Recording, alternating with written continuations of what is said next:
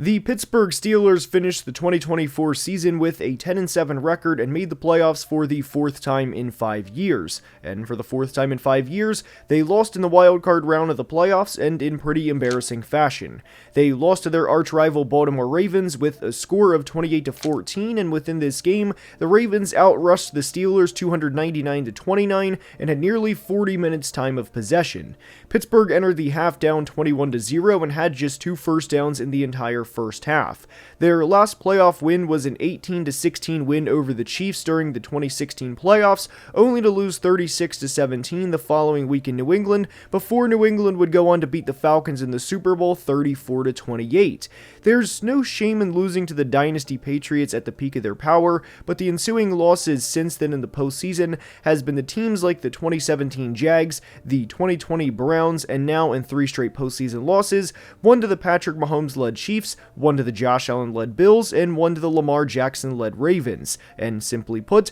the Pittsburgh Steelers are in a very difficult situation. And usually when we discuss teams and break their situations down, there's usually a route or a path I would like for this franchise to go down, but I truly think the Steelers are in one of the worst situations in football. And in today's video, we're going to break everything down and what they can attempt to do moving forward. And as you can imagine, there is a lot to discuss in today's video. Now let's begin. And we are starting today's video by discussing one of the biggest problems with the Pittsburgh Steelers, and as crazy as this is going to sound, it's winning as much as they do. Obviously, some teams would kill to be in the situation they're in, but one of the loudest points of emphasis with Steelers head coach Mike Tomlin is that he's never had a losing record. But this franchise has slowly turned into the Dallas Cowboys, where they talk about championships without really getting close to winning another one. And since they lost the Super Bowl to the Packers during the 2010 season, the Steelers are just 3-9 in the postseason, and obviously that's not good to begin with, but when I was researching for this video, I was shocked to realize the 3 playoff wins they have in the past 14 years were against A.J. McCarron of the Bengals in 2015, in the infamous Vontaze Burfict AB game, Matt Moore and the Dolphins in 2016, and then against Alex Smith and the Chiefs in the divisional round the following week. That's it. Those are the Steelers' last 3 playoff wins. And what I think is really frustrating within the last 14 years is they've had talent, and serious talent. Antonio Brown's peak was one of the best peaks in NFL history for the receiver position, and they were a truly fun team to watch. But it's been a gradual decline over the past 6 years, and I think where we are today in 2025 and how we got here really starts back in 2018, and it's progressively gotten worse. The 2019 season was kind of excused because Ben Roethlisberger missed most of the year due to injury, and when your starting quarterback goes down, there's not a lot you can do. That was also in a year where Lamar Jackson won his first MVP and the Ravens went 14-2. But 2020 was a year in which Pittsburgh started out 11-0, only to finish 12-4 and only to get embarrassed in the wild card round of the playoffs by Baker Mayfield and the Browns. The Browns were up 28-0 at the end of the first quarter, and the Steelers scored 27 points in the second half to make the final score look a lot prettier than how the game was played. The following year, they lost to the Chiefs in the wild card round 42-21 in what was Big Ben's final game. A 21-point postseason loss obviously isn't good to begin with, but Kansas City was up 35-7 with 9 minutes left in the third quarter to give you a refresher on how this game was played, and you get the point. This is how a lot of the Steelers' playoff games have played out over the past several years, and 2024 was no different. The Steelers had 5 first-half possessions against Baltimore in the wild card round, and they were punt, punt, punt, punt, end of half kneel down. Baltimore, on the other hand, had 4 possessions, 3 of which went for touchdowns, and the other was a punt in which they still moved the ball a bit before punting on 4th and 7 from the Pittsburgh 46-yard line. Pittsburgh had some pretty high highs during the 2024 season, like starting the year 10-3 and like beating the Commanders and Ravens in consecutive weeks off their bye, but they ended the year on a 4-game losing streak, entering the playoffs and had not led in a game since all the way back on December 8th, which which was a 27-14 win over the Browns, who have the number 2 pick in the 2025 draft. Their offense became very stagnant, and it very much became a run to Najee Harris, a run to Jaylen Warren, or at times another run to Najee Harris, only to set up a shot play to try to get George Pickens the ball on 3rd and long. I know I was frustrated watching this offense down the stretch, and I don't have a dog in the fight, and I can't imagine how Steelers fans felt watching this, knowing the end result from a mile away, because they have seen this year after year after year. I know a lot of Steelers fans want to move on from Mike Tomlin, and I understand. He hasn't won a playoff game in nearly a decade, and right now he has the second longest losing streak in postseason history, only behind Marvin Lewis of the Bengals, who lost 7 straight postseason games. Tomlin is tied with a couple of other coaches right now with 6, and I think one of the biggest frustrations within those 6 postseason losses isn't the fact that they're losing postseason games. I mean, there's only one champion every year, and when you're in an era of quarterbacks with Patrick Mahomes, Josh Allen, Lamar, and Joe Burrow, it's going to be really tough to get to the Super Bowl even once in this generation, and we've seen that with Lamar and Josh Allen so far, who unfortunately have yet to reach the Super Bowl, let alone with guys like Kenny Pickett, Russell Wilson, Mitch Trubisky, and you get the point with who the Steelers have fielded at the quarterback position. But Kirk Herbstreit made a great point during the Ravens-Steelers game most recently, when there was about 4 minutes left in the second quarter, when he said it's not really that you're losing a playoff game, although that certainly applies, but it's how you're losing playoff games. It's rolling over and basically saying, you know what, Baltimore,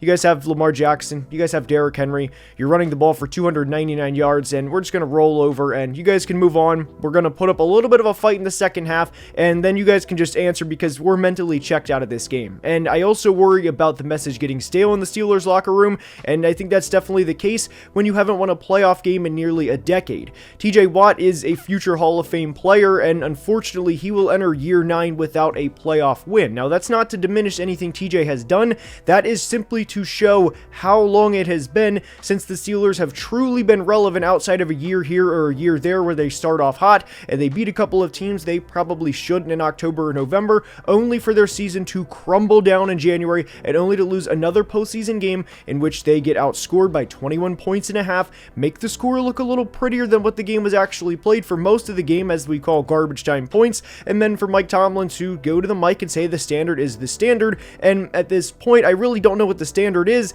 considering this team hasn't won a postseason game in nearly a decade.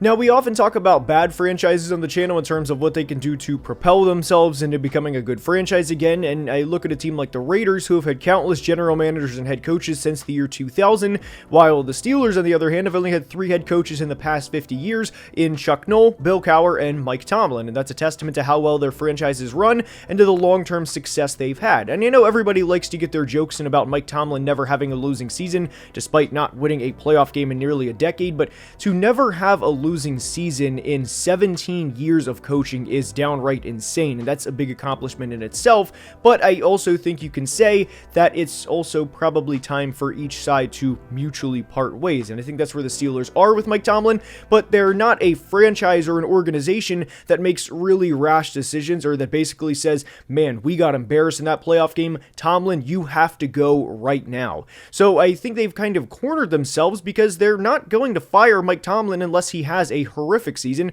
or unless he gets beat by 35 or 40 points in the postseason, and even then, I don't know if they would fire him right after the game because of the success they've had. So in a lot of ways, I think the Steelers are above average, and they are a really well-run organization in some ways, but in other ways, I also think they've cornered themselves because of the standard being the standard, and because they don't want to necessarily stray away from that, and I think that kind of prevents the Steelers from going from where they are, which is slightly above average, and potentially winning a playoff game, not multiple, but a playoff game, which again isn't something they've been able to do in any of their past 6 playoff games, to going to the next step and to potentially challenge a Kansas City or Buffalo with the season on the line. One other big reason why the Steelers are in such a difficult situation is they're in a division with Lamar Jackson and Joe Burrow, who are each 28 years old and clearly aren't going anywhere for the foreseeable future. I really think there's a few scenarios with the Steelers entering 2025. The first, of course, is to run it back with either Russell Wilson or Justin Fields and hope for the best.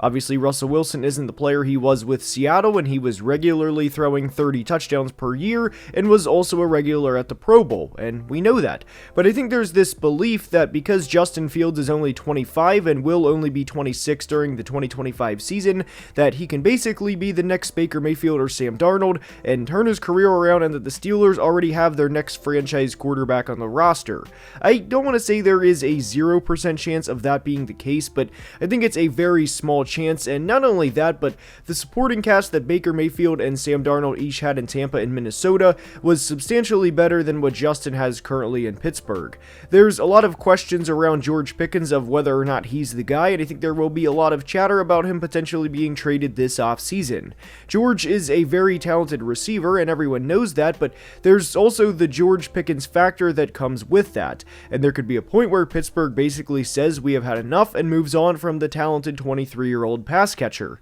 I also don't think Pat Freiermuth is all that good of a tight end, yet was given a 4-year, $48 million contract, and needless to say, I think there is a big difference between Pat Freiermuth getting paid an average of $12 million per year and a guy like Mark Andrews getting paid an average of $14 million per year, or even George Kittle with an average of $15 million per year. Pat Freiermuth had 65 receptions in 2024, and per PFF, 50 of those receptions were within 10 yards of the line of scrimmage. He was the team's second leading receiver in all of 2024 and averaged just 38 yards per game and finished the year with a little over 650 yards. I know a lot of people want to place the blame exclusively on the quarterback position, and don't get me wrong, there is a fair share that should go to Russell Wilson, but how many guys are leading a team with Pat Freiermuth, Calvin Austin, Van Jefferson, and Mike Williams to the postseason and actually having success? George Pickens is, of course, the lead dog in this offense from a receiving standpoint, but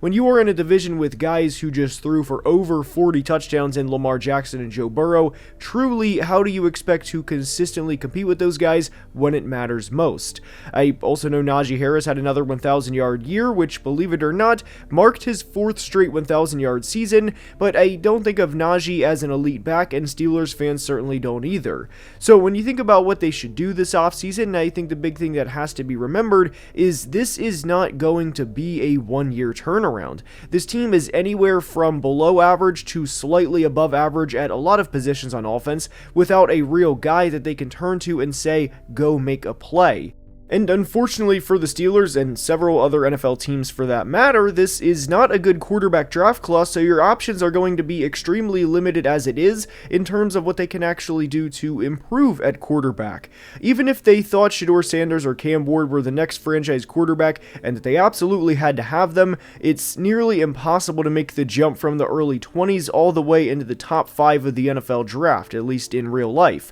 So by consistently being just good enough, this franchise has found themselves in one of the worst positions they can be in all of sports, and that's stuck in mediocrity. So when you look at the Steelers' quarterback options heading into 2025, I think there's 4 realistic options, and we'll toss a 5th one out, though I don't think the 5th one is actually going to happen. But the first, of course, is to run it back with Russell Wilson. There was mixed results with Russ in 2024, but he's not getting any younger, and it's fair to say that Russ is not a top 5 or top 10 quarterback in today's era. He's not the player that he was 5 or 10 years ago, and you know what you have in Russell Wilson heading into 2025. The second option, like we mentioned, is to bring Justin Fields back and to officially make him the guy. I don't think Justin Fields would all of a sudden become a franchise quarterback and become a guy that would throw for 3,500 yards, rush for another 800 yards and 7 or 8 touchdowns, and transform this offense to another level, especially with the weapons that they have at the receiver and tight end position. And there's also another question mark right now around George Pickens,